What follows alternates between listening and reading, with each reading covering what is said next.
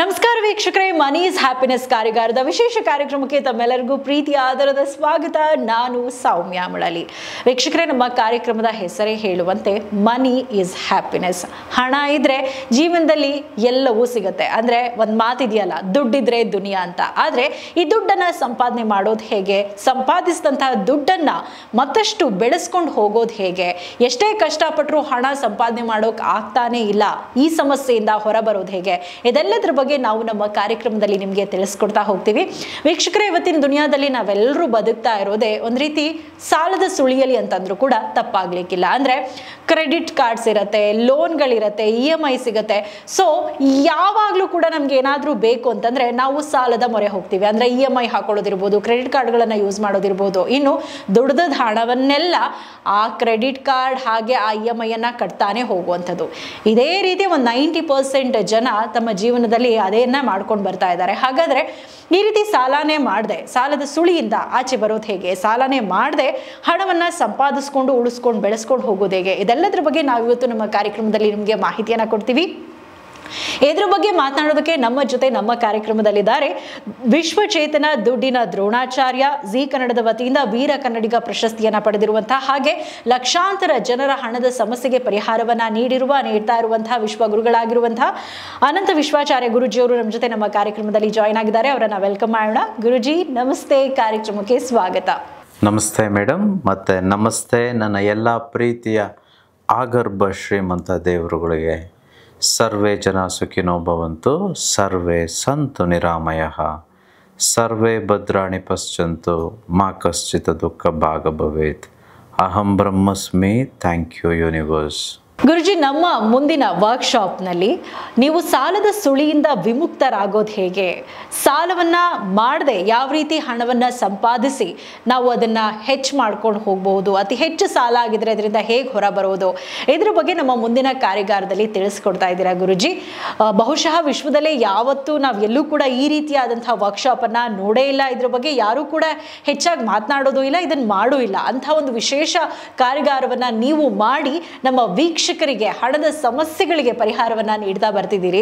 ಇನ್ನು ಈ ಕಾರ್ಯಾಗಾರಕ್ಕೆ ಕೇವಲ ನಮ್ಮ ರಾಜ್ಯ ಮಾತ್ರ ಅಲ್ಲ, ದೇಶ ವಿದೇಶಗಳಿಂದ, ಆಸ್ಟ್ರೇಲಿಯಾ, ಲಂಡನ್, ದುಬೈಯಿಂದ ಕೂಡ ಸಾಕಷ್ಟು ಜನ ಇಲ್ಲಿ ಬಂದು ಈ ಕಾರ್ಯಾಗಾರವನ್ನ ಅಟೆಂಡ್ ಮಾಡಿ ನಿಮ್ಮಿಂದ ಮಾಹಿತಿಯನ್ನ ಪಡ್ಕೊಂಡು ಹೋಗ್ತಾ ಇದ್ದಾರೆ. ಇನ್ನು ನಮ್ಮ ಮುಂದಿನ ಕಾರ್ಯಾಗಾರದಲ್ಲಿ ಯಾವ ರೀತಿ ಸಾಲದಿಂದ ವಿಮುಕ್ತರಾಗಬಹುದು ಅನ್ನೋದ್ರ ಬಗ್ಗೆ ನೀವು ತಿಳಿಸ್ಕೊಡ್ತಾ ಇರೋದ್ರಿಂದಾಗಿ ಇವತ್ತಿನ ನನ್ನ ಪ್ರಶ್ನೆ ಕೂಡ ಅದೇ ಆಗಿರುವಂಥದ್ದು. 90% ಜನ ಇವತ್ತು ಏನಂದ್ರೆ ನಾವೆಲ್ಲರೂ ಕೂಡ ಸಾಲದ ಸುಳಿಯಲ್ಲೇ ಸಿಗಾಕೊಂಡಿದ್ದೀವಿ. ನಾವಿದೊಂದು 50,000 ನನಗೊಂದು ಇನ್ಕಮ್ ಇದೆ ಅಂತಂದ್ರೆ ನಾವು ಒಂದು 2 ಲಕ್ಷದ ಕಮಿಟ್ಮೆಂಟ್ ಮಾಡ್ಕೊಂಡ್ಬಿಡ್ತೀವಿ. ಯಾಕಂದ್ರೆ ಪರವಾಗಿಲ್ಲ, ಈಸಿಯಾಗಿ EMI ಆಪ್ಷನ್ ಇದೆ, ಅಥವಾ ಕ್ರೆಡಿಟ್ ಕಾರ್ಡ್ಗಳಿದೆ, ಅಥವಾ ಬ್ಯಾಂಕಲ್ಲಿ ಕ್ರೆಡಿಟ್ ಸಿಗುತ್ತೆ, ಲೋನ್ ಸಿಗುತ್ತೆ ಅನ್ನೋ ಒಂದು ಕಾನ್ಫಿಡೆಂಟ್ ಇಟ್ಕೊಂಡು ಅತಿ ಹೆಚ್ಚು ಸಾಲವನ್ನ ಮಾಡಿಕೊಂಡು ಜೀವನ ಪೂರ್ತಿ ಅದನ್ನು ತೀರಿಸ್ಬೇಕಲ್ಲ ಅಂತ ಕಷ್ಟಪಟ್ಟು ದುಡ್ಡನ್ನೆಲ್ಲ ಸಾಲನೇ ತೀರಿಸ್ತಾ ಹೋಗ್ತೀವಿ. ಸೊ ಇದೊಂದು ಸಮಸ್ಯೆ ಆಗ್ಬಿಟ್ಟಿದೆ. ಹಾಗೆ 90% ಜನ ಕೂಡ ಇವತ್ತು ಅದೇ ರೀತಿಯಾದಂತಹ ಒಂದು ಲೈಫ್ ಸ್ಟೈಲ್ ಅನ್ನು ಕೂಡ ಅಡಾಪ್ಟ್ ಮಾಡ್ಕೊಂಡ್ಬಿಟ್ಟಿದ್ದಾರೆ. ಹಾಗಾಗಿ ಯಾವ ರೀತಿ ಗುರುಜಿ ನಾವು ಅಂದ್ರೆ ಮಾಡಿರುವಂತಹ ಸಾಲದಿಂದ ಆಚೆ ಬರೋದು ಹೇಗೆ, ಅತಿ ಬೇಗ ಸಾಲ ತೀರಿಸೋದು ಹೇಗೆ, ಸಾಲನೇ ಮಾಡ್ದಲೆ ನಾವು ಸಂಪಾದಿಸಿದಂತಹ ದುಡ್ಡನ್ನ ನಮ್ಮ ಹತ್ರನೇ ಇಟ್ಕೊಂಡು ಅದನ್ನ ಹೇಗೆ ಜಾಸ್ತಿ ಮಾಡ್ಕೊಂಡು ಹೋಗಬಹುದು, ಇದ್ರ ಬಗ್ಗೆ ನಮ್ಮ ಕಾರ್ಯಕ್ರಮದಲ್ಲಿ, ಇವತ್ತಿನ ಕಾರ್ಯಕ್ರಮದಲ್ಲಿ ನಮ್ಮ ವೀಕ್ಷಕರಿಗೆ ಮಾಹಿತಿಯನ್ನು ಕೊಡಿ ಗುರುಜಿ. ಸಾಲ ಕಲಿಯುಗದಲ್ಲಿ ಕಲಿ ಎಲ್ಲಿದ್ದಾನೆ ಅಂತಂದರೆ, one of the main places, ಅವನಿರೋಂಥ ದೊಡ್ಡ ಜಾಗ ಯಾವುದು ಗೊತ್ತಾ? ಅದು ಸಾಲದ ಮೂಲಕ ಎಲ್ಲರ ಹತ್ರ ಇದ್ದಾನೆ. ಯಾರ ಹತ್ರ ಸಾಲ ಇಲ್ಲ? ಅಮೇರಿಕದವ್ರ ಹತ್ರನೂ ಸಾಲ ಇದೆ, ಜಪಾನ್ ಅವ್ರ ಹತ್ರನೂ ಇದೆ, ಚೈನಾದ ಹತ್ರನೂ ಇದೆ, ಇಂಡಿಯಾ ಹತ್ರನೂ ಇದೆ, ಎಲ್ಲ ದೇಶಗಳ ಹತ್ರನೂ ಸಾಲ ಇದೆ. ಯಾವ ರಾಜ್ಯಗಳಲ್ಲಿ ಸಾಲ ಇಲ್ಲ? ಎಲ್ಲ ರಾಜ್ಯಗಳದ್ದು ಸಾಲ ಇದೆ.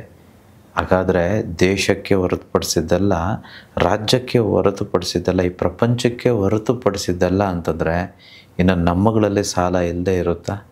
ಈಗ ಸಾಲ ಇಲ್ಲದೆ ಇರೋ ಮನೆಗಳು ನೋಡ್ಕೋದು ತುಂಬ ಕಷ್ಟ. ಯಾರೋ ಪುಣ್ಯವಂತರು, ಯಾರೋ ಭಾಗ್ಯವಂತರು, ಅದು ಎಂತೆಂಥ ಪುಣ್ಯಗಳು ಪೂರ್ವಜನ್ಮದಲ್ಲಿ ಮಾಡಿದ್ರೋ ಅವ್ರದ್ದು ಮಾತ್ರ ಸಾಲಗಳಿಲ್ಲ. ಇನ್ನು ಉಳಿದವರೆಲ್ಲರ ಹತ್ರ ಸಾಲ ಇದೆ. ಸೊ ಈ ಸಾಲವನ್ನು ತೀರಿಸೋದಕ್ಕಾಗಿ ಮುಂಬರುವ ಇದೇ ಅಕ್ಟೋಬರ್ 26ನೇ ತಾರೀಕು ಭಾನುವಾರ, ಇನ್ನೇನು 2-3 ದಿನ ಇದೆ, ಕಾರ್ಯಾಗಾರ ಮಾಡ್ತಿದ್ದೇವೆ. ಯಾಕೆ ಈ ವರ್ಕ್ಶಾಪ್ ವಿಶೇಷ ಅಂತಂದರೆ, ಸಾಲ ಎಲ್ಲರಿಗೂ ಗೊತ್ತಿಲ್ಲದೆ ಅಥವಾ ಗೊತ್ತಿದ್ದೋ ಹೇಗೇಗೋ ಆಗ್ಬಿಟ್ಟಿರುತ್ತೆ.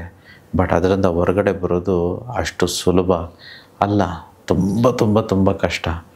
ಇದರಿಂದ ಹೇಗೆ ಹೊರಗಡೆ ಬರಬೇಕು, ಏನು ಮಾಡಿದರೆ, ಯಾವ ಒಂದು ತಂತ್ರಗಳನ್ನು ಅಥವಾ ಯಾವ ವ್ಯಾಪಾರಗಳನ್ನು, ಹೇಗೆ ದುಡ್ಡನ್ನು ದುಡಿದ್ರೆ ನಾವು ಇದರಿಂದ ಆಚೆ ಬರ್ಬೋದು ಅನ್ನೋಂಥದ್ದನ್ನು ನಾನು ಈ ಬ್ಲೂ ಪ್ರಿಂಟ್ ಕೊಡುವ ಮೂಲಕ, ಈ ಬ್ಲೂ ಪ್ರಿಂಟ್ ಉಚಿತವಾಗಿ ಕೊಡ್ತಿದ್ದೇನೆ.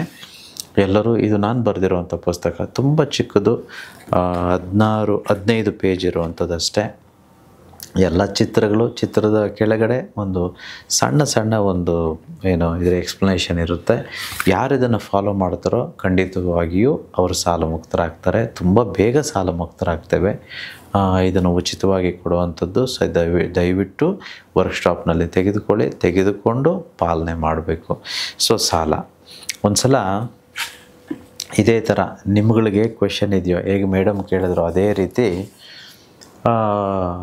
ಈ ಭೂಲೋಕದಲ್ಲಿ ಯಾರ ಕಷ್ಟ ಇಲ್ಲ, ಎಲ್ಲರೂ ಏನು ಮಾಡ್ತಾರೆ, ದೇವ್ರ ಹತ್ರ ಪ್ರಾರ್ಥನೆ ಮಾಡ್ತಾರೆ. ನನ್ನ ಕಷ್ಟ ದೊಡ್ಡದು, ಯಾಕೆ ಈ ಕಷ್ಟ ನನಗೆ, ಎಲ್ಲ ಕೊಟ್ಟೆ ಬಟ್ ಇದನ್ನೇನೋ ಕಿತ್ಕೊಂಡ್ಬಿಟ್ಟಿದೆಯಾ, ಎಲ್ರಿಗೂ ಅಸಮಾಧಾನ. ಸ್ಪೆಷಲಿ ಈ ಕಲಿಯುಗದಲ್ಲಿ ಇವರೆಲ್ಲ ಏನು ಮಾಡ್ತಾರೆ, ಒಂದು ಸಲ ದೇವ್ರ ಹತ್ರ ಹೋಗ್ತಾರೆ. ದೇವ್ರ ಹತ್ರ ಯಾರ್ಯಾರು ಹೋಗಿದ್ದಾರೆ ಗೊತ್ತಾ? IAS ಆಫೀಸರ್ ಹೋಗಿದ್ದಾರೆ, IPS ಆಫೀಸರ್ ಒಬ್ಬರು ಹೋಗಿದ್ದಾರೆ, ರಿಟೈರ್ಡ್ ಪ್ರೊಫೆಸರ್ ಒಬ್ಬರು ಹೋಗಿದ್ದಾರೆ, ರೈತರು ಒಬ್ಬರು ಹೋಗಿದ್ದಾರೆ. ಇವ್ರು ರೆಪ್ರೆಸೆಂಟ್ ಮಾಡ್ತಾರೆ, ರೈತರನ್ನೆಲ್ಲ ಒಬ್ಬರು ರೆಪ್ರೆಸೆಂಟ್ ಮಾಡೋಕ್ಕೆ ರೈತರೊಬ್ಬರು ಹೋಗಿದ್ದಾರೆ, ಮನೆ ಕೆಲಸ ಮಾಡುವಂಥ ಒಂದು ಕೆಲಸದ ಅಮ್ಮ ಹೋಗಿದ್ದಾರೆ, ಗೃಹಿಣಿಯರು ಹೋಗಿದ್ದಾರೆ, ಪ್ರೈಮ್ ಮಿನಿಸ್ಟರು, ಚೀಫ್ ಮಿನಿಸ್ಟರು, ಇನ್ನು ಯಾರ್ಯಾರು ಡಾಕ್ಟರು, ಲಾಯರು, ಪ್ರತಿಯೊಬ್ಬರು ಬಿಸ್ನೆಸ್ ಮಾಡೋರು, ಕೆಲಸ ಎಂಪ್ಲಾಯಿ, ಎಲ್ಲರೂ ದೇವ್ರ ಹತ್ರ ಹೋಗ್ತಾರೆ. ಎಲ್ಲರೂ ದೇವ್ರ ಹತ್ರ ಕೂತ್ಕೊಂಡು ನಂದು ದೊಡ್ಡದು, ನನ್ನ ಕಷ್ಟ ದೊಡ್ಡದು ಅಂತ ಹೇಳ್ತಾರೆ. ಆಗ ದೇವರೊಂದು ಸಣ್ಣ ಒಂದು ಪ್ರಯೋಗ ಮಾಡ್ತಾರೆ. ಅಲ್ಲೊಂದು ತಕ್ಕಡಿ ಇದೆಯಪ್ಪ, ಎಲ್ಲರ ಕಷ್ಟಗಳು ಎಷ್ಟಿದೆ ನೋಡೋಣ ಅಂತಂಥೇಳಿ ಎಲ್ಲರೂ ತಕ್ಕಡಿ ಮೇಲೆ ನಿಂತ್ಕೊಳ್ಳಿ, ನಿಮ್ಮ ಕಷ್ಟಗಳು ಎಷ್ಟು ಅಂತ ಅಲ್ಲಿ ತೂಕ ತೋರಿಸುತ್ತೆ ಅಂತ ಹೇಳ್ತಾರೆ. ಫಸ್ಟ್ ಪ್ರೈಮ್ ಮಿನಿಸ್ಟ್ರ್ ಹೋಗ್ತಾರೆ. ಎಲ್ಲರೂ ಅಂದ್ಕೊಳ್ತಾರೆ, ಪ್ರೈಮ್ ಮಿನಿಸ್ಟರ್ ಏನು ಬಿಡಪ್ಪ, ಏನಿಲ್ಲ ಅವ್ರಿಗೆ, ಎಲ್ಲ ಇದೆ ಅಂತಂತೇಳಿ ಹೋಗಿ ತಕ್ಕಡಿ ಮೇಲೆ ನಿಲ್ತಾರೆ. ತಕ್ಕಡಿಯ ಮುಳ್ಳು 100ಕ್ಕೆ ಬಂದು ತೋರಿಸುತ್ತೆ. ಅಂದರೆ ನಿಮ್ಮ ಕಷ್ಟಗಳು, ನಿಮ್ಮ ಕರ್ಮಗಳು ಅಥವಾ ನಿಮ್ಮ ಏನೇನು ಅನುಭವಿಸೋದಕ್ಕಿರುತ್ತೋ ಅದು KG ಎಷ್ಟು KG 100 KG ಅಂತ ತೋರಿಸುತ್ತೆ. ಬೇರೆಯವ್ರು ಅಂದ್ಕೊಳ್ತಾರೆ, ಇವ್ರದ್ದು 100, ನಮ್ಮದೆಲ್ಲೋ 1000, 2000, 3000, 5000 ಇರ್ಬೋದು, ಲಕ್ಷಗಳೇ ಇರ್ಬೋದು ಅಂತಂತೇಳಿ. ಇನ್ನೊಬ್ಬರು ಮನೆ ಕೆಲಸ ಮಾಡೋ ಆಯಮ್ಮ ಬರ್ತಾರೆ. ಆ ಒಂದು ಅಮ್ಮ ಹೋಗ್ಬಿಟ್ಟು ತಗಡಿ ಮೇಲೆ ನಿಂತ್ಕೊಳ್ತಾರೆ. ಅವ್ರದ್ದು 100 ತೋರಿಸುತ್ತೆ. ಈಗ ಎಲ್ರಿಗೂ ಶಾಕು, ಇದೇನಪ್ಪ ಇದು, ಪ್ರೈಮ್ ಮಿನಿಸ್ಟ್ರಿಗೂ 100 KG ಕಷ್ಟ, ಇವ್ರಿಗೂ 100 KG ಕಷ್ಟ. ಈಗ ಇನ್ನೊಬ್ರು ಬರ್ತಾರೆ, ಅವ್ರು ಡ್ರೈವರು, ಕ್ಯಾಬ್ ಓಡಿಸೋವಂಥವ್ರು, ಇನ್ನೊಬ್ರು ಆಟೋ ಡ್ರೈವರು, ಅವ್ರೋಗಿ ನಿಂತ್ಕೊಳ್ತಾರೆ, ಅವ್ರದ್ದು 100 ಇರುತ್ತೆ. ಈಗ ಡಾಕ್ಟ್ರು, ಫೇಮಸ್ ಡಾಕ್ಟ್ರು, ಅವರು ಇಂಡಿಯಾದಲ್ಲೇ ಫೇಮಸ್ ಡಾಕ್ಟರು ಅಥವಾ ಫಾರಿನಲ್ಲೇ ಇಡೀ ವರ್ಲ್ಡಲ್ಲೇ ಫೇಮಸ್ ಡಾಕ್ಟರು, ಅವ್ರೋಗಿ ನಿಂತ್ಕೊಳ್ತಾರೆ, ಅವ್ರದ್ದು 100 KGನೇ ತೋರಿಸುತ್ತೆ. ಒಂದು ಫೇಮಸ್ ಲಾಯರು, ಜಡ್ಜು, ಅವ್ರೋಗಿ ನಿಂತ್ಕೊಳ್ತಾರೆ, ಅವ್ರದ್ದು 100 KGನೇ ತೋರಿಸ್ತಿರುತ್ತೆ. ಇನ್ನೊಬ್ಬರು ಯಾವುದೋ ಒಂದು ಕಂಪ್ನಿಯಲ್ಲಿ ಕೆಲಸ ಮಾಡುವಂಥವ್ರು, ಅವ್ರೋಗಿ ನಿಂತ್ಕೊಳ್ತಾರೆ, ಅವ್ರದ್ದು 100 KG ತೋರಿಸುತ್ತೆ. ಇನ್ನೊಬ್ಬರು ಪೊಲೀಸ್ ಕಾನ್ಸ್ಟೇಬಲು ಅಥವಾ IAS ಆಫೀಸರ್, IPS ಆಫೀಸರ್ ಅನ್ನಲ್ವಾ, ಅವರು ಗೌರ್ಮೆಂಟ್ ಉದ್ಯೋಗಿ, ಅವ್ರೋಗಿ ನಿಂತ್ಕೊಳ್ತಾರೆ, ಅವ್ರದ್ದು 100 KG ತೋರಿಸುತ್ತೆ. ಯಾರು ಹೋಗಿ ನಿಂತ್ಕೊಂಡ್ರು. ಆಮೇಲೆ ಇನ್ನೊಂದು ಗೊತ್ತಿರಲಿ, ಗುರುಗಳು, ಈಗ ನಾನು ಗುರುಗಳು, ನಾನು ಹೋಗಿ ನಿಂತ್ಕೊಳ್ತೀನಿ, ನಮ್ಮದು 100 KG ತೋರಿಸ್ತಿರುತ್ತೆ. ಸೊ ಎಲ್ಲರೂ ಆಗ ಬಂದು ಕೂತ್ಕೊಳ್ತಾರೆ. ಆಗ ದೇವ್ರು ಹೇಳ್ತಾರೆ, ಕಲಿಯುಗದ ನಿಯಮದ ಪ್ರಕಾರ ಪ್ರತಿಯೊಬ್ಬರ ಕಷ್ಟನೂ ಒಂದೇ ತೂಕದ್ದಾಗಿರುತ್ತೆ, ಆದರೆ ಕಷ್ಟಗಳು ಬೇರೆ ಬೇರೆ ಆಗಿರುತ್ತೆ ಅಷ್ಟೇ. ಒಬ್ಬರಿಗೆ ಸಂಬಂಧಗಳಲ್ಲಿ ಪ್ರೀತಿಯ ಕೊರತೆ ಇದ್ದರೆ ಇನ್ನೊಬ್ಬರಿಗೆ ಹಣದ ಕೊರತೆ ಇರುತ್ತೆ. ಒಬ್ಬರಿಗೆ ಹಣದ ಕೊರತೆ ಇಲ್ಲದೆ ಇರ್ಬೋದು, ಆದರೆ ಮನಃಶಾಂತಿ, ನೆಮ್ಮದಿಯ ಕೊರತೆ ಇರುತ್ತೆ. ಇನ್ನು ಕೆಲವರಿಗೆ ಮನಃಶಾಂತಿನೂ ಇರ್ಬೋದು, ಅವರಿಗೆ ಇನ್ಯಾವುದೋ ಒಂದು ಕೊರತೆ ಇರುತ್ತೆ. ಬಟ್ ಕೊರತೆ ಅಂತೂ ತಪ್ಪಿದ್ದಲ್ಲ. ಒಂದು ವೇಳೆ ಇಲ್ಲಿ ಸಮಸ್ಯೆ ಇರಬಾರ್ದು ಅನ್ನೋದಾಗಿದ್ದರೆ ಅವರು ಭೂಲೋಕದಲ್ಲಿ ಹುಟ್ಟುತ್ತಾನೇ ಇರಲಿಲ್ಲ. ನಿಮ್ಮನ್ನು ದೇವ್ರು ಹೇಳ್ತಾರೆ, ಅವರು ಎಲ್ರಿಗೂ ನಮ್ಮನ್ನೆಲ್ಲ ಉದ್ದೇಶಿಸಿ, ನಿಮ್ಮನ್ನು ನಾನು ಹುಟ್ಟಿಸ್ತಾನೆ ಇರಲಿಲ್ಲ ಈ ಲೋಕದಲ್ಲಿ. ಇದಕ್ಕೂ ಕಡೆಯಾಗಿದ್ದು ನಾವು ಯಾವಾಗ ಈ ಆತಳ ವಿತಳ ಸುತಳ ತಳಾತಳ ಮಹಾತಳ ರಸತಳ ಪಾತಾಳ ಆ ಲೋಕಗಳು ಇದಕ್ಕಿಂತ ಕಡೆಯಾಗಿದೆ. ತುಂಬ ಕಷ್ಟವಾಗಿರೋ ನರಕಗಳು, ಆ ನರಕಗಳನ್ನೆಲ್ಲ ಮೀರಿಸಿ ನಾವೀಗ ಬಂದು ಭೂಲೋಕಕ್ಕೆ ಬಂದಿದ್ದೇವೆ. ಇದು ನರಕವೂ ಸಂಪೂರ್ಣವಾಗಿ ನರಕವೂ ಅಲ್ಲ, ಸಂಪೂರ್ಣವಾಗಿ ಸ್ವರ್ಗವೂ ಅಲ್ಲ, ಅಂಥ ಒಂದು ಜಾಗ ಇದು. ಸೊ ಇಲ್ಲಿ ಸಂಪೂರ್ಣವಾಗಿ ಯಾರಿಗೂ ಸಂತೋಷ ಇರೋದಿಲ್ಲ, ಹಾಗೆ ಸಂಪೂರ್ಣವಾಗಿ ಕಷ್ಟವೂ ಇರೋದಿಲ್ಲ. ಎರಡೂ ಬರ್ತಿರುತ್ತೆ, ಕಷ್ಟ ಸುಖ ಎರಡೂ ಬರ್ತಿರುತ್ತೆ. ಅದಕ್ಕೋಸ್ಕರ ಎಲ್ಲರ ತೂಕವು ಎಲ್ಲರ ಭಾರವೂ ಒಂದೇ. ಆದರೆ ಅವರು ಹೊತ್ಕೊಂಡಿರೋ ಒಂದು ವಸ್ತುಗಳೇನಿದೆಯೋ 100 kg ವೆಯ್ಟ್ ಇದ್ದರೂ ಎತ್ಕೊಂಡಿರೋ ವಸ್ತು ಬೇರೆ ಬೇರೆ ಆಗಿರುತ್ತೆ. ಒಬ್ಬರದು ಸಾಲ ಆಗಿದ್ದರೆ ಇನ್ನೊಬ್ಬರದು ಸಂಬಂಧಗಳಲ್ಲಿ ತೊಂದರೆಗಳು, ಇನ್ನೊಬ್ಬರದ್ದು ಯಾವುದೋ ಲಿಟಿಗೇಷನ್ನು, ಇನ್ನೊಬ್ಬರದ್ದು ಏನೋ ಜಗಳಗಳು, ಇನ್ನೊಬ್ಬರದ್ದೇನೋ ಯಾರೋ ಮನೆಯಲ್ಲಿ ಅವ್ರು ಕಳ್ಕೊಂಡು ಅಸಮಾಧಾನವಾಗಿರುವಂಥದ್ದು, ಇನ್ನೊಬ್ಬರದ್ದು ಬಿಸ್ನೆಸ್ಸಲ್ಲಿ ಲಾಸು. ಬಟ್ ಎಲ್ಲರ ತೂಕವು 100 kg ಅಥವಾ ಎಷ್ಟೋ ಒಂದಷ್ಟು ಒಂದೇ ಇದೆ ಅಂತ ಗೊತ್ತಿರಲಿ ಅಂತ ದೇವರು ಹೇಳ್ತಾರೆ. ಎಷ್ಟು ಸತ್ಯ ಅಲ್ವಾ? ಅದಕ್ಕೋಸ್ಕರ ನೋಡಿ, ಈ ಭೂಲೋಕದಲ್ಲಿ ಶ್ರೀರಾಮ ಬಂದರು, ಶ್ರೀಕೃಷ್ಣ ಬಂದರು, ಆ ಪಾಂಡವರೇ ಬಂದರು, ಅಥವಾ ಯಾವ ದೇವತೆಗಳೇ ಈ ಭೂಲೋಕಕ್ಕೆ ಇಳಿದು ಬಂದರೂ ಅವ್ರಿಗೂ ಕಷ್ಟಗಳು ಸುಖಗಳು ತಪ್ಪಿದ್ದೇ ಇರಲಿಲ್ಲ. ಸೊ ಎಲ್ಲರಿಗೂ ಇರುವ ಹಾಗೆ ಒಂದು ಗೊತ್ತಿರಲಿ, ಈ ಸಾಲ ಅನ್ನೋವಂಥದ್ದು ಒಂದು ದೊಡ್ಡ ಹೊರೆ, ಒಂದು ದೊಡ್ಡ ಭಾರ. ಓಕೆ, ಅದನ್ನು ನಾವು ಕಳ್ಕೊಳ್ಬೇಕು, ಪುಣ್ಯ ಸಂಪಾದನೆ ಮಾಡಬೇಕು. 99% ಜನಕ್ಕೆ ನಾನು ಹೇಳಿದೆಲ್ಲ ಅನ್ವಯಿಸುತ್ತೆ. ಆದರೆ 1% ಜನ ಇರ್ತಾರೆ, ಅವರು ಮಾತ್ರ ಇವೆಲ್ಲ ಕಷ್ಟಗಳು ಇಲ್ಲ ಅಂತಲ್ಲ, ತೂಕ ಇಲ್ಲ ಅಂತಲ್ಲ, ಭಾರ ಇಲ್ಲ ಅಂತಲ್ಲ, ಬಟ್ ಅದನ್ನು ಆರಾಮಾಗಿ ಹೊತ್ಕೊಂಡಿರ್ತಾರೆ. ಯಾಕಂತಂದರೆ ಅವರ ಮನೋಭಾವನೆ ಇಷ್ಟೇ, ಅವರಿಗೆಲ್ಲ ಜ್ಞಾನೋದಯ ಆಗಿರುತ್ತೆ, ಸಮಚಿತ್ತತೆಯಲ್ಲಿರ್ತಾರೆ. ಅವರು ಹೇಳ್ತಾರೆ, ಆಗಿದ್ದೆಲ್ಲವೂ, ಆಗುತ್ತಿರುವುದೆಲ್ಲವೂ, ಮುಂದೆ ಆಗುವುದೆಲ್ಲವೂ ನನ್ನ ಒಳ್ಳೆಯದಕ್ಕೆ ಆಗಿದ್ದಕ್ಕೆ ವಿಶ್ವಕ್ಕೆ ಕೃತಜ್ಞತೆಗಳು. ಯಾವಾಗ ಯಾರು ಇಂಥ ಮನೋಭಾವನೆಯನ್ನು ಇಟ್ಕೊಳ್ತಾರೋ ಅವರು ಯಾವಾಗಲೂ ಸಮಚಿತ್ತತೆಯಲ್ಲಿ ಸಂತೋಷವಾಗಿ ಇರೋದಕ್ಕೆ ಸಾಧ್ಯ. ಯಾವುದು ಶಾಶ್ವತವಲ್ಲ, ಇದು ಗೊತ್ತಿರಲಿ. ಸೊ ಈ ಸಾಲ ಇವತ್ತಿದೆ, ಇದೇ ಶಾಶ್ವತ ಅಲ್ಲ. ಆರೋಗ್ಯ ಚೆನ್ನಾಗಿಲ್ಲ, ಈಗ ಅನಾರೋಗ್ಯದಲ್ಲಿದ್ದೀವಿ, ಇದೂ ಶಾಶ್ವತವಲ್ಲ. ಇವತ್ತೇನೋ ಲಿಟಿಗೇಷನ್ ಇದೆ, ಅದೂ ಶಾಶ್ವತವಲ್ಲ. ಸಂಬಂಧಗಳು ಹದಗೆಟ್ಟೋಗಿದೆ, ಚೆನ್ನಾಗಿಲ್ಲ ಈಗ, ಅದೂ ಶಾಶ್ವತವಲ್ಲ. ಎಲ್ಲ ಸರೋಗುತ್ತೆ. ಕಾಲಕ್ಕೆ ಕಾಲ ಕೊಡಬೇಕು, ಟೈಮ್ಗೆ ಟೈಮ್ ಕೊಡಬೇಕು, ಎಲ್ಲವೂ ಸರಿ ಹೋಗುತ್ತೆ. ಎಲ್ಲವೂ ನಾವು ಅಂದುಕೊಂಡಾಗೆ, ಅಥವಾ ಯೂನಿವರ್ಸ್, ಭಗವಂತ, ವಿಶ್ವ ಅಂದುಕೊಂಡಾಗೆ ನಡೆಯುತ್ತೆ. ಆದರೆ ಧರ್ಮ ಪರಿಪಾಲನೆ ಮಾಡಬೇಕು. ಧರ್ಮ, ಅರ್ಥ, ಕಾಮ, ಮೋಕ್ಷ. ಸೊ ಇವೆಲ್ಲವೂ, ಈ ಪುರುಷಾರ್ಥಗಳನ್ನು ಯಾರು ಫಾಲೋ ಮಾಡ್ತಾರೋ, ಅನ್ವಯಿಸ್ತಾರೋ ಅವ್ರ ಜೀವನದಲ್ಲಿ, ಅವರೆಲ್ಲರೂ ಮುಕ್ತಿಯನ್ನು ಪಡೆಯೋದಕ್ಕೆ ಸಾಧ್ಯ. ಒಂದು ಸಣ್ಣ ಕಾಮಿಡಿ ಇದೆ, ನಿಮ್ಮ ಹತ್ರ ಹಂಚ್ಕೋಬೇಕು ಅಂತ ಅನ್ನಿಸ್ತಿದೆ. ಮೇಡಮ್ ಇಷ್ಟ ಇದೆಯಾ ಕೇಳೋದಕ್ಕೆ? Let me tell a comedy. I mean this is how life is. ಒಂದು ಸಲ ಕಾಡಲ್ಲಿ ಸಿಂಹಕ್ಕೆ ಮದುವೆ ನಡೀತಿರುತ್ತೆ. ಓಕೆ, ಹುಲಿ ಮದುವೆ. ಹುಲಿಯ ಮದುವೆಗೆ ಹುಲಿ ಎಲ್ಲರಿಗೂ ಇನ್ವಿಟೇಷನ್ ಹಂಚಿರುತ್ತೆ. ಕಾಡಲ್ಲಿರೋ ಎಲ್ಲ ಪ್ರಾಣಿಗಳು ಬಂದಿರುತ್ತೆ. ನಿಮಗೆ ಗೊತ್ತಿದೆ, ಯೂಶ್ವಲಿ ನಮ್ಮ ಮದುವೆಗಳಲ್ಲೂ ಅಷ್ಟೇ ರಿಸೆಪ್ಷನಲ್ಲಿ ಪ್ರೋಗ್ರಾಮ್ ಇರುತ್ತಲ್ವ, ಲಾಸ್ಟಲ್ಲಿ ಡ್ಯಾನ್ಸ್ ಮಾಡೋದೆಲ್ಲ ಇರುತ್ತೆ. ಕೆಲವು ಭಾಗಗಳಲ್ಲಂತೂ ಎಲ್ಲ ಕಡೆ ಡ್ಯಾನ್ಸ್ ಮಾಡ್ತಾರೆ. ಈ ಮಂಗಳೂರು ಕಡೆ ಎಲ್ಲ ಸ್ವಲ್ಪ ಜಾಸ್ತಿ ಇದೆ, ನಾನು ನೋಡಿದ್ದೇನೆ, ಅದಕ್ಕೆ ಹೇಳ್ತಿದ್ದೇನೆ. DJ ಅಂತೆಲ್ಲ ಇವಾಗ ಇದೆಯಲ್ವ, ಎಲ್ಲರೂ ಡ್ಯಾನ್ಸ್ ಮಾಡ್ತಾರೆ. ಸೊ ಈ ರೀತಿ ಹುಲಿಯ ಮದುವೆಗೂ DJ ಇಟ್ಟಿರ್ತಾರೆ. ಎಲ್ಲ ಪ್ರಾಣಿಗಳು ಬಂದಿರ್ತವೆ. ಅಲ್ಲಿ ಇದೊಂದು ವಿಶೇಷತೆ ನೋಡಿ, ಎಲ್ಲ ಪ್ರಾಣಿಗಳು ಲೈಟಾಗಿ ಎಂಜಾಯ್ ಮಾಡ್ತಿರುತ್ತೆ. ಆದರೆ ಒಂದು ಇಲಿ ಮಾತ್ರ ಫುಲ್ಲು ಡ್ಯಾನ್ಸ್ ಮಾಡ್ತಿರುತ್ತೆ. ಯಾವ ಮಟ್ಟಕ್ಕೆ ಅಂತಂದರೆ ಬೇರೆ ಪ್ರಾಣಿಗಳಿಗೆಲ್ಲ ಆಶ್ಚರ್ಯ ಆಗ್ಬಿಡುತ್ತೆ, ಇದೇನಪ್ಪ ಇದು, ಹುಲಿ ಮದುವೆಗೆ ಹುಲಿಗಳು ಡ್ಯಾನ್ಸ್ ಆಡಿದ್ರೆ ಅವ್ರ ಸಂಬಂಧಿಕರು ರಿಲೇಷನ್ನು ಪರವಾಗಿಲ್ಲ, ಇದ್ಯಾವುದು ಇಲಿ ಮುಂಡೆದು ಈ ಥರ ಡ್ಯಾನ್ಸ್ ಮಾಡ್ತಿದೆ ಹುಲಿ ಮದುವೆಯಲ್ಲಿ ಅಂತಂತೇಳಿ. ಅಲ್ಲಿ ಒಂದು ಆನೆ ಇರುತ್ತೆ, ಆನೆ ಕರೆದು ಕೇಳುತ್ತೆ, ಲೇ ಇಲಿ, ಏನಯ್ಯ ಬುದ್ಧಿ ಇದೆಯಾ ನಿನಗೆ?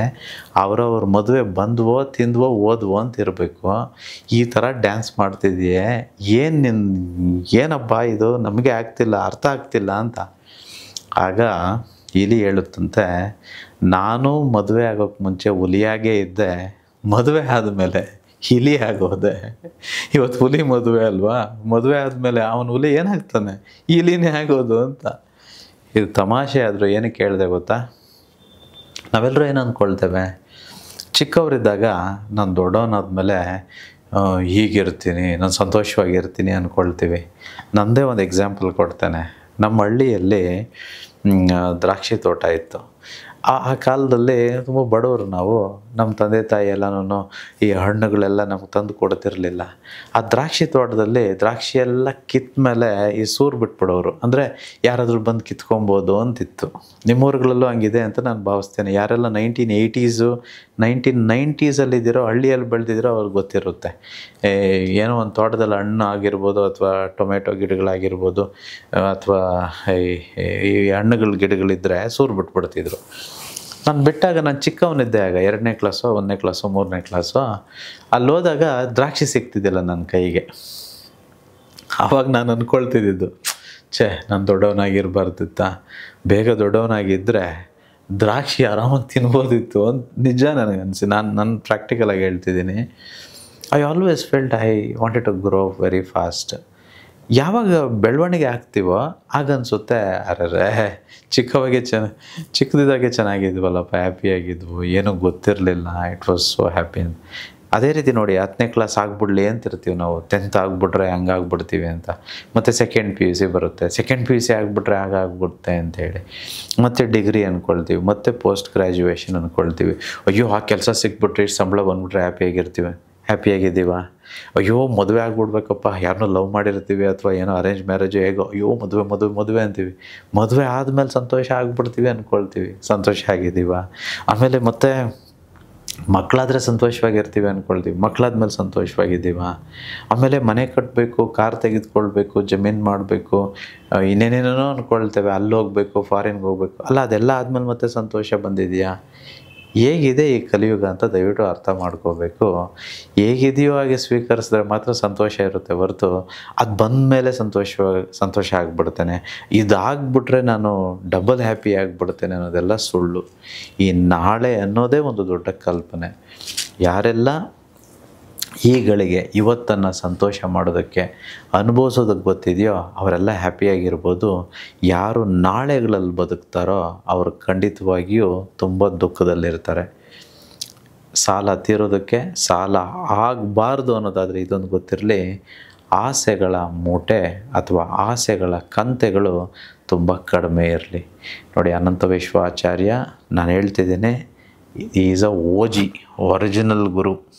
ನಾನೇ ಹೇಳ್ತಿದ್ದೀನಿ, ಆಸೆಗಳ ಕಂತೆ ಕಡಿಮೆ ಇರೋಷ್ಟು ಸಾಲ ಆಗಲ್ಲ.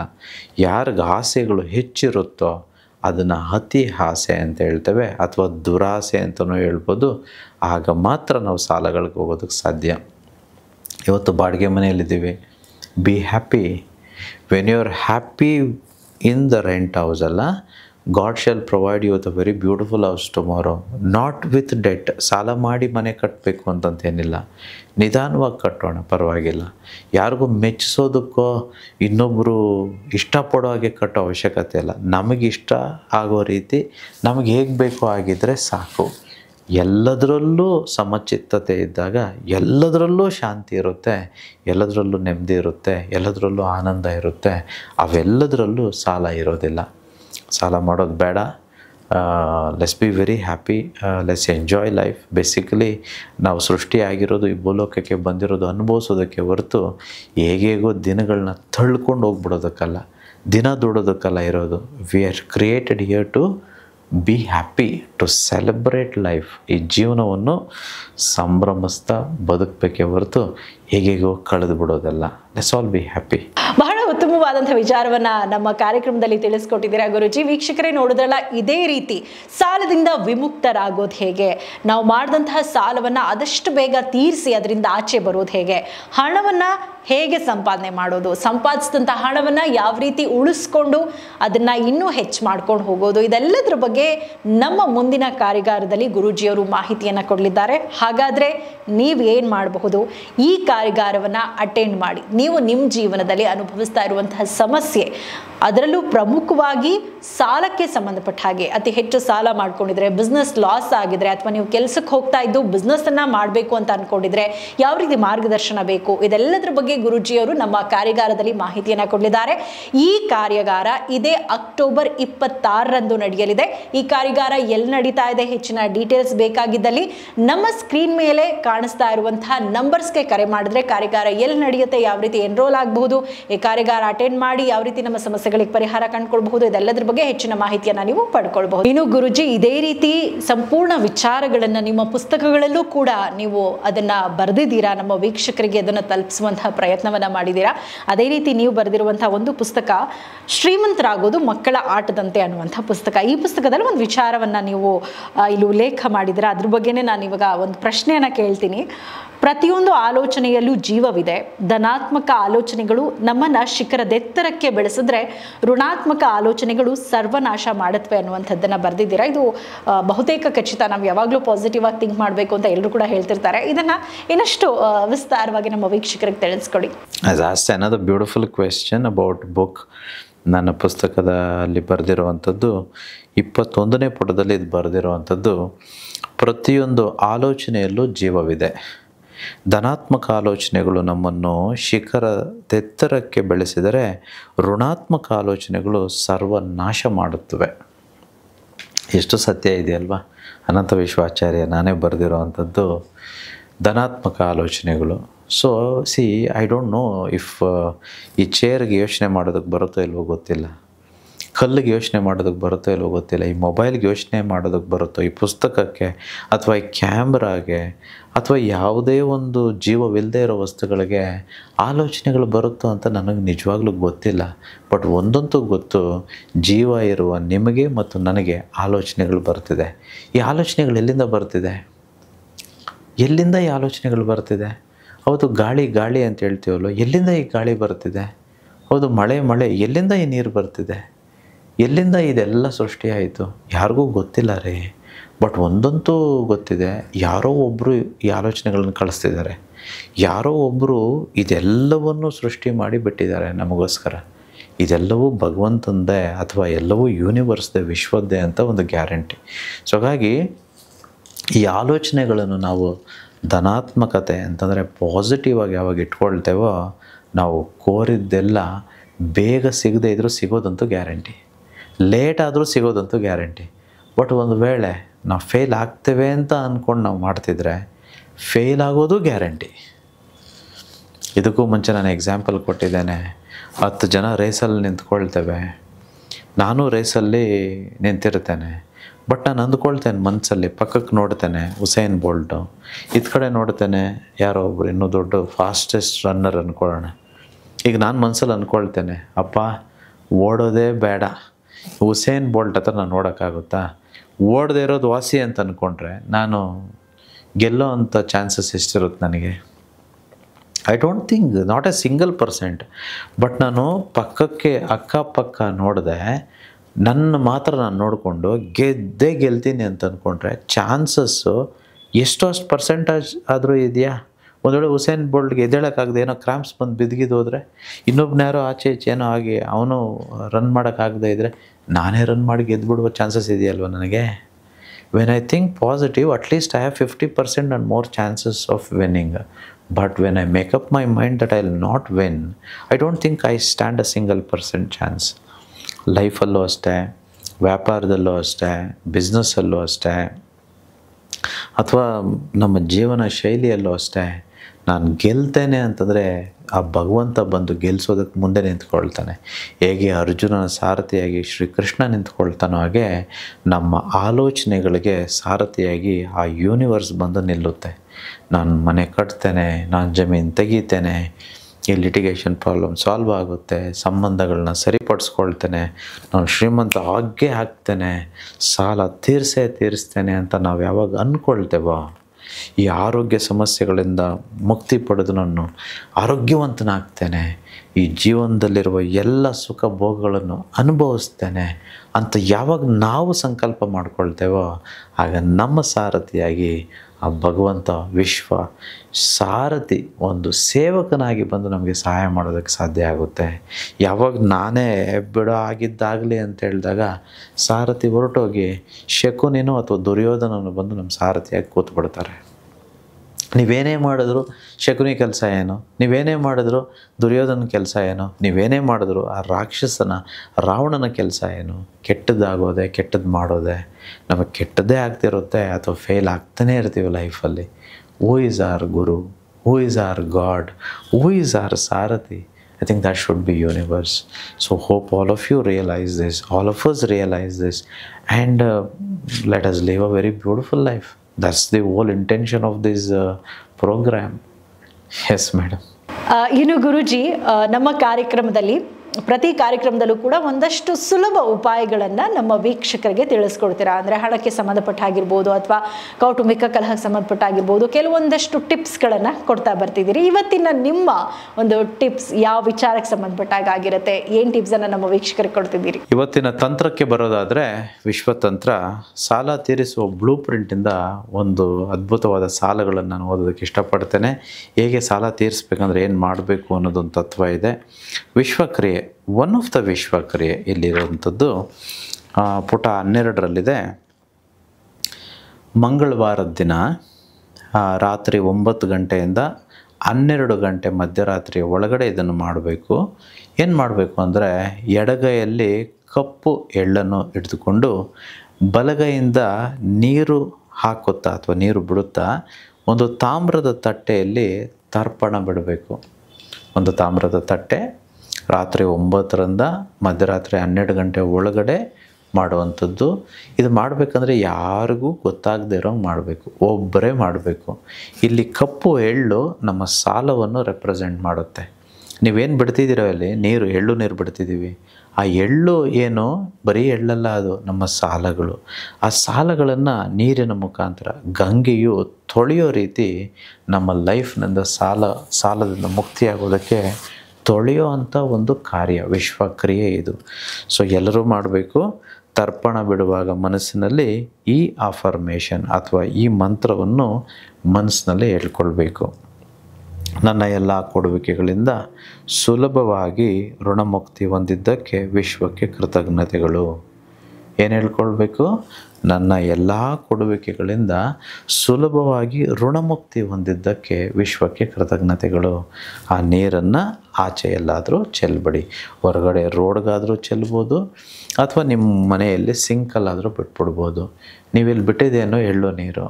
ಆಗಲೇ ಹೇಳಿದ್ದೇನೆ, ಎಳ್ಳು ಅನ್ನುವಂಥದ್ದು ನಿಮ್ಮ ಸಾಲ, ನೀರು ಅನ್ನುವಂಥದ್ದು ಆ ವಿಶ್ವ. ನೀವು ಅದರಿಂದ ಗಂಗೆಯಿಂದ ತೊಳೆದು ಬಿಡಬೇಕು. ಸೊ ಒಂದು ಸಲ ತೊಳೆದ ಮೇಲೆ ಮತ್ತೆ ನಾವು ಸಾಲ ಮಾಡೋ ಅವಶ್ಯಕತೆ ಇಲ್ಲ. ಅತೀ ಬೇಗ ಸಾಲ ಮುಕ್ತರಾಗ್ತೇವೆ. ಇದೇ ರೀತಿ ಅನೇಕ ವಿಶ್ವಕ್ರಿಯೆಗಳು ಈ ಪುಸ್ತಕದಲ್ಲಿದ್ದಾವೆ. ನಿಂಬೆಹಣ್ಣಿನ ಮೂಲಕ ಕೆಲವು ಮಾಡೋದಿದೆ, ಉಪ್ಪಿನ ಮೂಲಕ ಮಾಡೋದಿದೆ, ಇವೆಲ್ಲವನ್ನು ಮಣ್ಣಿನ ದೀಪದ ಮುಖಾಂತರ ಮಾಡೋದಿದೆ. ಇವೆಲ್ಲವನ್ನು ನನ್ನ ಕಾರ್ಯಾಗಾರದಲ್ಲಿ ತಿಳಿಸ್ಕೊಡ್ತೇನೆ. ಎಲ್ಲರೂ ಕಲಿಬೇಕು, ಎಲ್ಲರೂ ಮಾಡಬೇಕು. ಸೊ ಇದು ಮಾಡಿದ ತಕ್ಷಣ ಸಾಲ ಹೋಗ್ಬಿಡುತ್ತಾ? ಖಂಡಿತ ಹೋಗ್ಬಿಡುತ್ತೆ. ಯಾಕಂದರೆ ಹಣದ ಅವಕಾಶಗಳು ನಮಗೆ ಕಾಣಿಸುತ್ತೆ. ಹಣ ಮಾಡೋ ಮಾರ್ಗಗಳು ಎಂಡ್ ಆಫ್ ದ ಡೇ ಬರೀ ತರ್ಪಣ ಬಿಟ್ಟೆ, ನಾನು ಏನೋ ಎಳ್ಳು ನೀರು ಬಿಟ್ಟೆ ಅನ್ನೋ ಕಾರಣಕ್ಕೆ ಯಾರೋ ಬಂದು ದುಡ್ಡು ಕೊಟ್ಬಿಡಲ್ಲ. ನಾವು ಕೆಲಸ ಮಾಡಲೇಬೇಕು. ಆ ಕೆಲಸ ಮಾಡೋದ್ರಲ್ಲಿ ನಮಗೆ ಲಾಭ ಬರ್ತಿರುತ್ತೆ. ಹಣವನ್ನು ಜೋಪಾನ ಮಾಡ್ತೇವೆ, ಎತ್ತಿಡ್ತೇವೆ, ಕೂಡಿಡ್ತೇವೆ, ನಿಧಾನವಾಗಿ ಸಾಲ ತೀರುತ್ತೆ. ಎಂಡ್ ಆಫ್ ದ ಡೇ ನಾವೇ ಕೆಲಸ ಮಾಡಬೇಕು.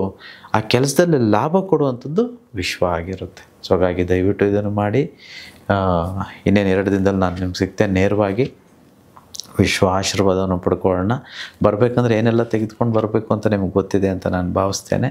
ಎಲ್ಲರಿಗೂ ನೇರವಾಗಿ ಸಿಗ್ತೇನೆ. ಅಲ್ಲಿ ತನಕ ಥ್ಯಾಂಕ್ ಯು ಯೂನಿವರ್ಸ್. ಅಹಂ ಬ್ರಹ್ಮಸ್ಮಿ. ಗುರುಜಿ, ಇವತ್ತಿನ ಕಾರ್ಯಕ್ರಮದಲ್ಲಿ ನಾವು ಯಾವ ರೀತಿಯಾಗಿ ಸಾಲದಿಂದ ಮುಕ್ತರಾಗಬಹುದು ಅನ್ನೋದರ ಜೊತೆಗೆ ಸಾಕಷ್ಟು ವಿಶೇಷ ಮಾಹಿತಿಗಳನ್ನು ನಮ್ಮ ಜೊತೆ ಹಂಚಿಕೊಂಡಿದ್ದೀರಾ. Thank you so much. So ವೀಕ್ಷಕರೇ, ನೋಡಿದ್ರಲ್ಲ, ಪ್ರತಿಯೊಬ್ಬರ ಜೀವನದಲ್ಲೂ ಕೂಡ ಒಂದಲ್ಲ ಒಂದು ಸಮಸ್ಯೆ ಇದ್ದೇ ಇರುತ್ತೆ. ನಾವು ಯಾವ ರೀತಿ ಪಾಸಿಟಿವ್ ಆಗಿ ಥಿಂಕ್ ಮಾಡಿ ನಮಗೆ ಜೀವನದಲ್ಲಿ ಏನು ಬೇಕು ಅನ್ನೋದ್ರ ಬಗ್ಗೆ ಒಂದು ಗೋಲ್ ಇಟ್ಕೊಂಡು ಶ್ರದ್ಧೆಯಿಂದ ಕಾನ್ಸಂಟ್ರೇಟ್ ಮಾಡಿ ಕೆಲಸ ಮಾಡಿದಾಗ ಖಂಡಿತವಾಗ್ಲೂ ನಮಗೆ ಯಶಸ್ಸು ಅನ್ನೋದು ಸಿಕ್ಕೇ ಸಿಗುತ್ತೆ. ಕೆಲವೊಂದು ಸಂದರ್ಭಗಳಲ್ಲಿ ಎಷ್ಟೇ ಕಷ್ಟಪಟ್ಟರೂ ಕೂಡ ನಾವು ಅಂದ್ಕೊಂಡಂತಹ ಗೋಲನ್ನು ರೀಚ್ ಆಗೋಕ್ಕಾಗಲ್ಲ. ಆ ಟೈಮಲ್ಲಿ ಸರಿಯಾದಂತಹ ಮಾರ್ಗದರ್ಶಕರ ಅವಶ್ಯಕತೆ ಇರುತ್ತೆ. ಆ ಒಂದು ಮಾರ್ಗದರ್ಶನವನ್ನ ನಮ್ಮ ಗುರೂಜಿಯವರು ಅವರ ಕಾರಿಗಾರಗಳ ಮುಖಾಂತರ, ಕಾರ್ಯಕ್ರಮಗಳ ಮುಖಾಂತರ, ಪುಸ್ತಕಗಳ ಮುಖಾಂತರ ನಮಗೆ ಕೊಡ್ತಾ ಬರ್ತಿದ್ದಾರೆ. ಕಾರಿಗಾರಕ್ಕೆ ಸಂಬಂಧಪಟ್ಟ ಹಾಗೆ ನೀವು ಕೂಡ ಅದರಲ್ಲಿ ಭಾಗವಹಿಸಬೇಕು ಅಂದ್ಕೊಂಡಿದ್ದಲ್ಲಿ ಏನು ಮಾಡಬೇಕು, ಸಾಕಷ್ಟು ಪ್ರಶ್ನೆಗಳು ಕೂಡ ನಿಮ್ಮಲ್ಲಿರುತ್ತೆ. ನಮ್ಮ ಸ್ಕ್ರೀನ್ ಮೇಲೆ ಡಿಸ್ಪ್ಲೇ ಆಗ್ತಾ ಇರುವಂತಹ ನಂಬರ್ಸ್ಗೆ ಕರೆ ಮಾಡಿ ಹೆಚ್ಚಿನ ಮಾಹಿತಿಯನ್ನು ಪಡ್ಕೊಳ್ಳಿ, ಕಾರಿಗಾರವನ್ನು ಅಟೆಂಡ್ ಮಾಡಿ, ನಿಮ್ಮ ಸಮಸ್ಯೆಗಳಿಗೆ ಪರಿಹಾರವನ್ನು ಕಂಡುಕೊಳ್ಳಿ. ಮತ್ತಷ್ಟು ಮಾಹಿತಿಗಳೊಂದಿಗೆ ಹಣದ ಸಮಸ್ಯೆ ಬಗ್ಗೆ ಇರಬಹುದು, ಕೌಟುಂಬಿಕ ಕಲಹಕ್ಕೆ ಸಂಬಂಧಪಟ್ಟ ಹಾಗೆ ಇರಬಹುದು, ಜೀವನದಲ್ಲಿ ಸುಖ ಶಾಂತಿ ನೆಮ್ಮದಿ ಇಲ್ಲ, ಏನು ಮಾಡಬಹುದು, ನಮಗೊಂದಿಷ್ಟು ಸಲಹೆ ಸೂಚನೆ ಮಾರ್ಗದರ್ಶನವನ್ನು ಕೊಡಿ ಅಂತಂದರೆ ನಮ್ಮ ಕಾರ್ಯಕ್ರಮದ ಮುಖಾಂತರ ಗುರೂಜಿಯವರು ಅದನ್ನು ಕೊಡ್ತಾ ಬರ್ತಿದ್ದಾರೆ. ಮುಂದಿನ ಕಾರ್ಯಕ್ರಮದಲ್ಲಿ ಮತ್ತಷ್ಟು ಉಪಾಯಗಳೊಂದಿಗೆ, ಮತ್ತಷ್ಟು ಪರಿಹಾರಗಳೊಂದಿಗೆ, ಮತ್ತಷ್ಟು ವಿಶೇಷ ಮಾಹಿತಿಗಳೊಂದಿಗೆ ಮತ್ತೆ ಭೇಟಿಯಾಗೋಣ. ನಮಸ್ಕಾರ.